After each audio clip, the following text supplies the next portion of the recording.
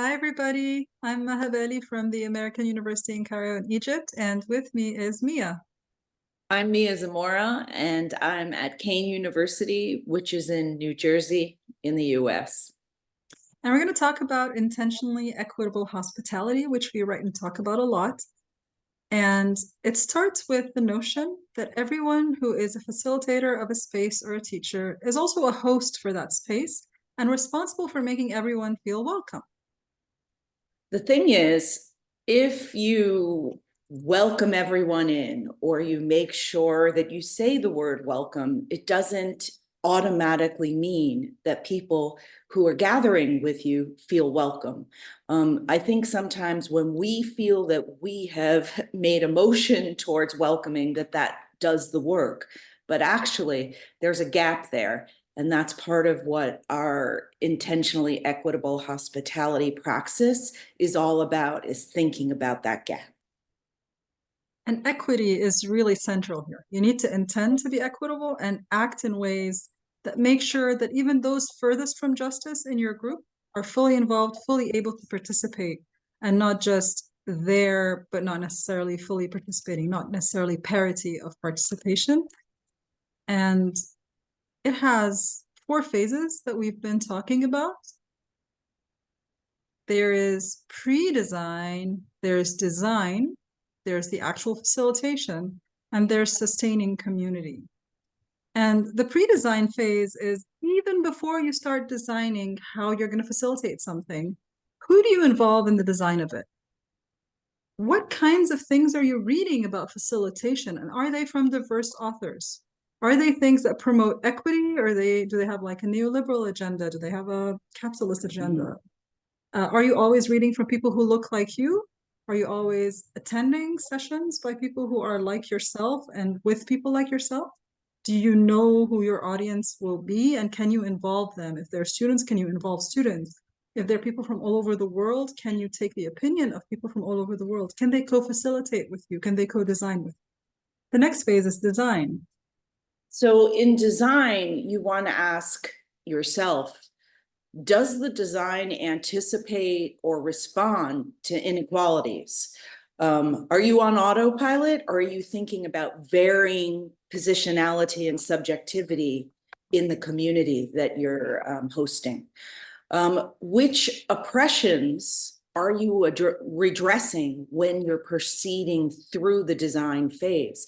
To be thoughtful about the kinds of inequity that exists in the world and in the room, or like the virtual room that you're working in with others, is a very important mindset when you're designing. And then finally, what kinds of oppressions or inequities might be reproduced in design? Can you see that before everything unfolds? That's part of the work of design, which is, of course, the second phase of IEH.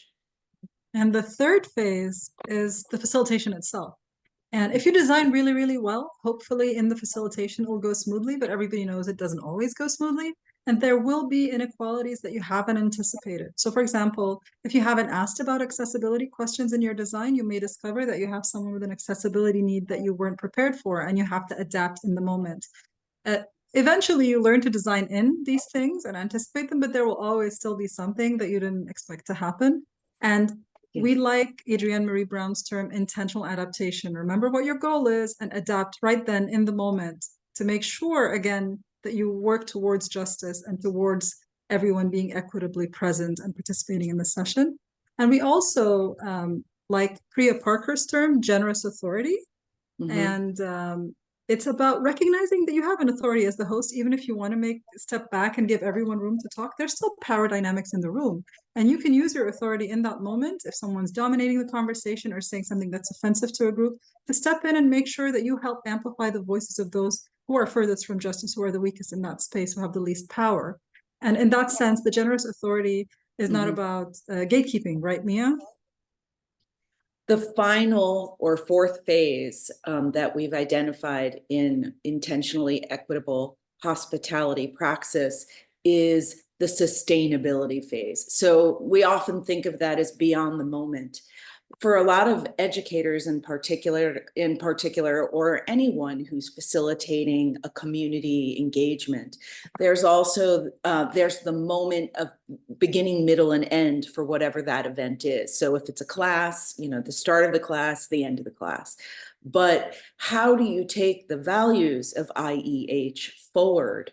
How do they sort of how do you integrate this work into every aspect of how you comport yourself in the world, and then ultimately, how do you build inclusive or equitable community in a sustainable way?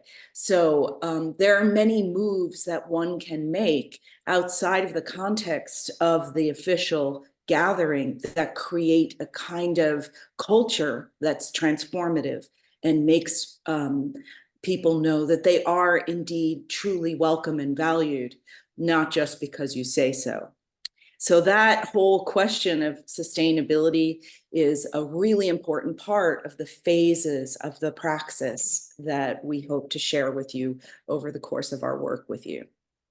Inshallah. All right, we'll see you all soon, inshallah. Thank you. Bye.